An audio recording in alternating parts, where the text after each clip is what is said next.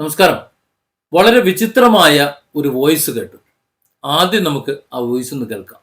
അതിനുശേഷം ബാക്കി പറയാം. കുറെ പറയാനുണ്ട്. എടുത്തു ചാടില്ല ഏട്ടാ, എടുത്തു ചാടില്ല. എന്റെ കയ്യിൽ ഈ പറഞ്ഞ കാശ് വന്നു കഴിഞ്ഞാൽ 10 ദിവസത്തെ, അതുവരെ എനിക്ക് സമയം കൊടുക്കാൻ പറ്റില്ലല്ലോ.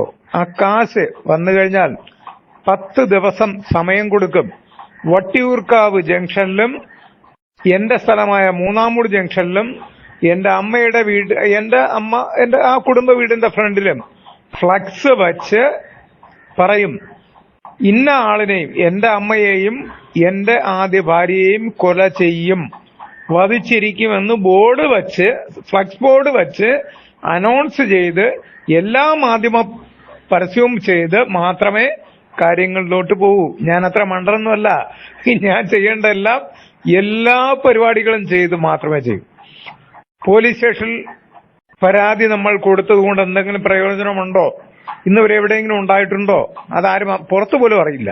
പക്ഷെ ഇത് ഞാൻ മാധ്യമങ്ങളെല്ലാവരും അറിയും, പോലീസുകാരറിയും, മുഖ്യമന്ത്രി വരെ അറിയും. എല്ലാ തലത്തിലും അറിയിച്ച് മാത്രമേ 10 ദിവസത്തെ സമയം കൊടുത്ത് മാത്രമേ ഈ സംഭവം ചെയ്യൂ.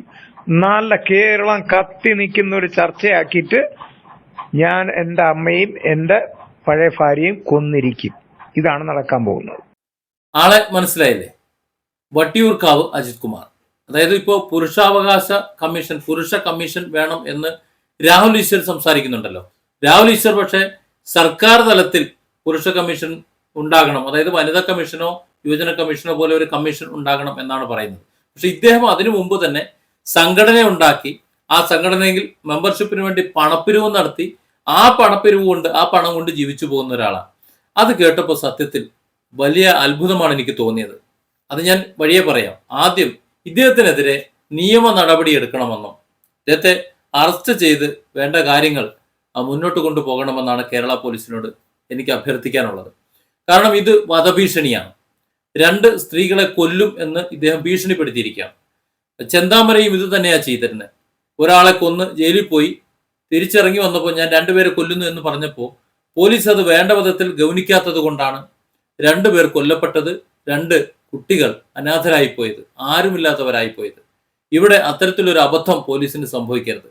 ഈ വട്ടിയൂർക്കാവ് അജിത് കുമാർ എന്ന് പറയുന്ന ഈ വ്യക്തിയെ, അദ്ദേഹമാണ് ഈ വോയിസ് ഇട്ടത് എന്ന് തെളിഞ്ഞാൽ, അദ്ദേഹത്തിന്റെ വോയിസ് ആയിട്ടാണ് എനിക്കിത് ലഭിച്ചത്. ഒരുപക്ഷെ അദ്ദേഹത്തിന്റെ വോയിസ് അല്ല എന്നുണ്ടെങ്കിൽ എൻ്റെ ഈ വീഡിയോ യാതൊരു അർത്ഥമില്ലാത്തതാകും. പക്ഷെ അദ്ദേഹത്തിന്റെ ശബ്ദമാണ് എന്ന് ഞാൻ വിശ്വസിക്കുന്നു. അദ്ദേഹത്തിന്റെ പല സംഭാഷണങ്ങളും അതുപോലെ തന്നെയാണ്, ഏകദേശം സെയിം വോയിസ് ആയതുകൊണ്ടാണ് ഞാൻ അങ്ങനെ തന്നെ പറയുന്നത്. അദ്ദേഹമാണ് ഇത് സംസാരിക്കുന്നത് എങ്കിൽ തീർച്ചയായും അദ്ദേഹം സമൂഹത്തിന് ഒരു വിപത്താണ് എന്ന് പറയാതിരിക്കാൻ വയ്യ. അദ്ദേഹത്തെ അറസ്റ്റ് ചെയ്ത് വേണ്ട നടപടികൾ എടുക്കാൻ വേണ്ടി ഉള്ള കാര്യങ്ങൾ കേരള പോലീസ് നോക്കണം. എനിക്ക് ഇത്തരുണത്തിൽ രാഹുൽ ഈശ്വറിനോട് പറയാനുള്ളത്, ഇത്തരത്തിലുള്ള വിവരദോഷികളായ വിവരം കെട്ട ആൾക്കാരെ കൂടെ കൊണ്ട് നടക്കരുത്. വെറുതെ ചീത്തപ്പേര് കേൾപ്പിക്കരുത്. ഇവരൊക്കെ സ്ത്രീ വിരോധമാണ്.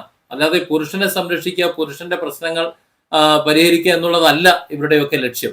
സ്ത്രീകൾ സ്ത്രീപക്ഷ നിയമങ്ങൾ വെച്ചുകൊണ്ട് പുരുഷനെ ഇല്ലാതാക്കുന്നതാണ് സ്ത്രീപക്ഷ നിയമങ്ങൾ എന്ന് സമർത്ഥിക്കുന്നത് പോലെ പുരുഷനും തിരിച്ചു പ്രവർത്തിച്ചാൽ അതുകൊണ്ട് എന്താണ് ഗുണം? ഇവിടെ പുരുഷന് അർഹമായ നീതി, അവൻ അവകാശപ്പെടുന്ന നീതി, ജീവിക്കാനുള്ള ഒരു അവകാശമുണ്ടല്ലോ, അത് നേടിക്കൊടുക്കാനും അത് നിലനിർത്താനും വേണ്ടിയായിരിക്കണം ഏതൊരു കമ്മീഷനും ഏതൊരു സംഘടനയും. അല്ലാതെ അതിന്റെ പേരിൽ പുട്ടടിച്ച് ജീവിക്കാനല്ല. ഇനി എനിക്കത് കേട്ട് അതിശയം തോന്നിയ കഥ ഞാനൊന്ന് പറയാം. ഞാൻ എത്രയോ വർഷങ്ങളായി ഇത്തരത്തിലുള്ള കേസുകൾ ഇടപെടാൻ തുടങ്ങിയിട്ട്. അത് പുരുഷനോ സ്ത്രീയൊന്നൊന്നുമല്ല, കൂടുതലും പുരുഷന്മാർക്ക് വേണ്ടിയിട്ടാണ് ഇറങ്ങിയിട്ടുള്ളത് എന്ന് ഒരു വസ്തുതയാണ്.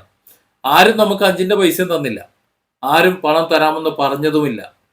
മറ്റുള്ളവർക്ക് വേണ്ടി ഇറങ്ങിയതിന്റെ പേരിൽ നമ്മുടെ പേരിൽ കേസും വഴക്കും ഇപ്പൊ കോടതി കയറി ഇറങ്ങാണ്. അതാണ് നിലവിലുള്ള അവസ്ഥ. അതായത് കള്ളക്കേസിൽ പുരുഷൻ പെട്ടുപോയി കഴിഞ്ഞാൽ, അത് കള്ളക്കേസാണ് എന്ന് ബോധ്യപ്പെട്ട് കഴിഞ്ഞാൽ, ആ ബോധ്യപ്പെട്ടത് അദ്ദേഹത്തെ നിരപരാധിയാണ് എന്ന് ലോകത്തെ അറിയിച്ചുകൊണ്ട് അതിനനുയോജ്യമായ ഒരു വക്കീലിനെ ഏർപ്പെടുത്തി കൊടുത്തുകൊണ്ട് ആ വക്കീല് നിജസ്ഥിതിയെ മനസ്സിലാക്കിക്കൊണ്ട് നീതിപൂർവം ബാധിച്ചുകൊണ്ട്, നമ്മുടെയൊക്കെ പ്രത്യേകത അതാണ്. വക്കീല് സാധാരണ ഒരു പ്രതിയുടെയോ വാദിയുടെയോ കക്ഷിയാണെന്നുണ്ടെങ്കിൽ ഈ ഡിഫറെന്റ് ആംഗിൾസോ അല്ലെങ്കിൽ സാബു കുട്ടോട്ടിയുമായി ചേർന്നുള്ള വൃന്ദങ്ങളോ അത്തരത്തിൽ കക്ഷി നോക്കാറില്ല.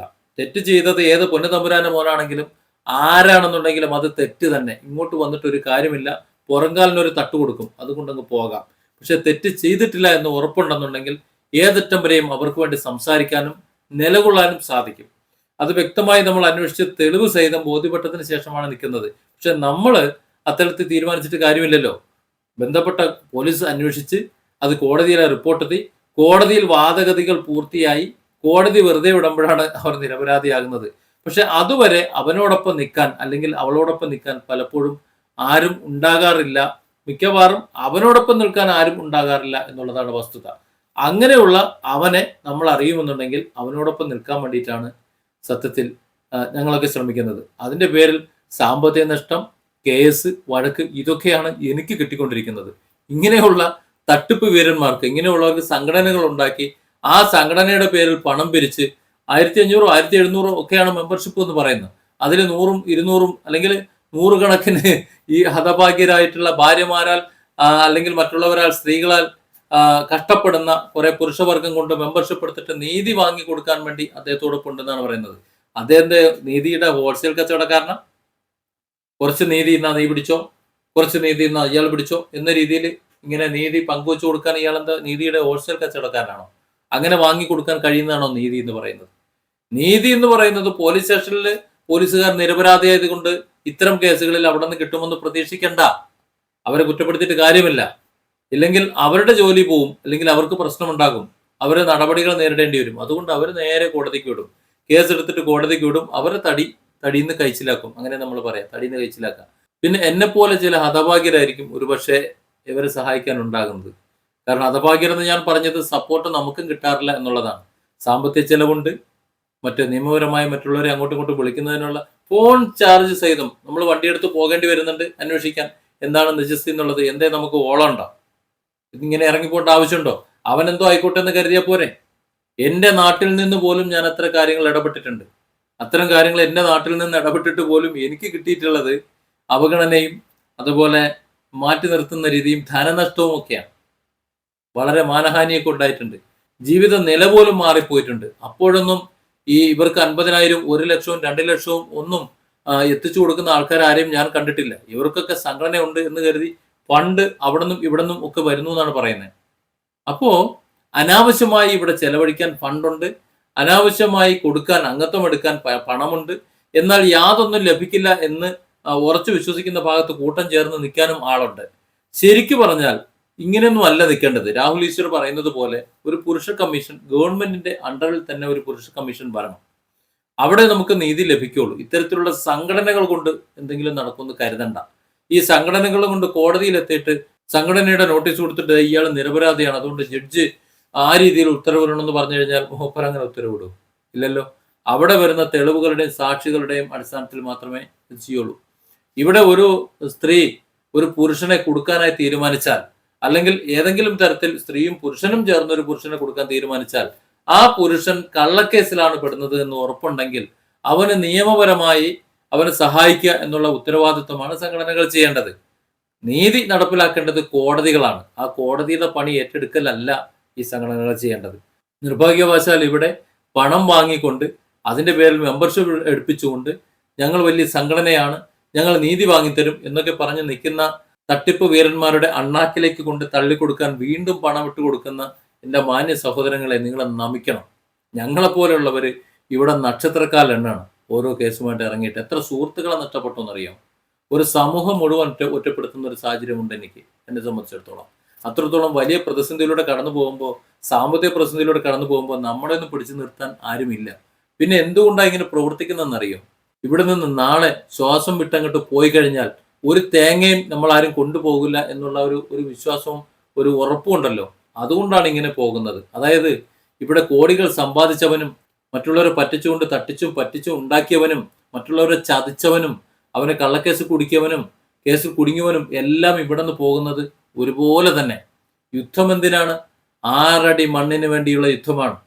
ഇവിടെ എങ്ങനെ സമ്പാദിച്ചാലും, എങ്ങനെ കുരുക്കിയാലും, എങ്ങനെ കള്ളക്കേസ് പെടുത്തിയാലും, എന്തൊക്കെ ചെയ്താലും അവസാനം നേടുന്നത് ഒരു കുഴി മാത്രമാണ്. ആ കുഴിക്ക് അപ്പുറത്തേക്ക് ഒന്നുമില്ല. ആ കുഴിക്ക് വേണ്ടിയിട്ടുള്ള ഒരു പിടിവലിയാണ്, ഒരു യുദ്ധമാണ് ഈ ജീവിതം എന്ന് മനസ്സിലായത് കൊണ്ട്, തിരിച്ചറിഞ്ഞത് കൊണ്ടുമാണ് ഇങ്ങനെ കഷ്ടപ്പെടുന്നവരുടെ മുന്നിലേക്ക് ചെന്ന് നിൽക്കുന്നത്. അതുകൊണ്ട് നിങ്ങൾക്ക്, എൻ്റെ പ്രിയപ്പെട്ട സഹോദരന്മാരെ, എനിക്ക് നിങ്ങളോട് പറയാനുള്ളത്, ഇങ്ങനെയുള്ള തട്ടിപ്പ് പേരന്മാർക്ക് കൊടുക്കാനുള്ള കാശുണ്ടല്ലോ, എന്തെങ്കിലും ഉണ്ടെങ്കിൽ കുറച്ച് ഇങ്ങോട്ട് ഇട്ട് തരും. ഗതികേട് കൊണ്ടാണ്. നിങ്ങൾക്ക് അത്രയധികം പണമുണ്ട്, തട്ടിപ്പിന് കൊടുക്കാൻ പണമുണ്ട്, അതുപോലെ ഉടായ്പിന് കൊടുക്കാനൊക്കെ പണമുണ്ടെന്നുണ്ടെങ്കിൽ കുറച്ച് നമുക്ക് കൂടെ തരും. നല്ല രീതിയിൽ കുറച്ച് പണം ചെലവഴിക്കട്ടെ. ഞങ്ങൾക്ക് ഒരുപാട് ബുദ്ധിമുട്ടും പ്രാരാബ്ദങ്ങളും പ്രയാസങ്ങളൊക്കെ ഉണ്ട്. ഇവിടെ സംഘടനയൊന്നുമില്ല. ഒരുപാട് ആൾക്കാർ ഇവിടെ സാധാരണക്കാർക്ക് വേണ്ടി പ്രവർത്തിക്കുന്നവരുണ്ട്. എനിക്കൊക്കെ യൂട്യൂബെങ്കിലും ഉണ്ട്. ഇതൊന്നുമില്ലാതെ, ആരുടെയും സപ്പോർട്ടില്ലാതെ, ആരും അറിയപ്പെടാതെ പ്രവർത്തിക്കുന്ന എത്ര പേരുണ്ടെന്നറിയാം. പലർക്ക് വേണ്ടിയിട്ടും പല സഹായങ്ങളും ചെയ്തു കൊടുക്കുന്നത്. അവരൊക്കെ പെരുവഴിയില്ല. ഇങ്ങനെയുള്ള തട്ടിപ്പ് വീരന്മാർ ഇതിന്റെ പേരിൽ ലക്ഷങ്ങളും കോടികളും ഉണ്ടാക്കി സുഖിക്കുന്നു. കൊള്ളാം. Different angles. Don't forget to subscribe and support this channel.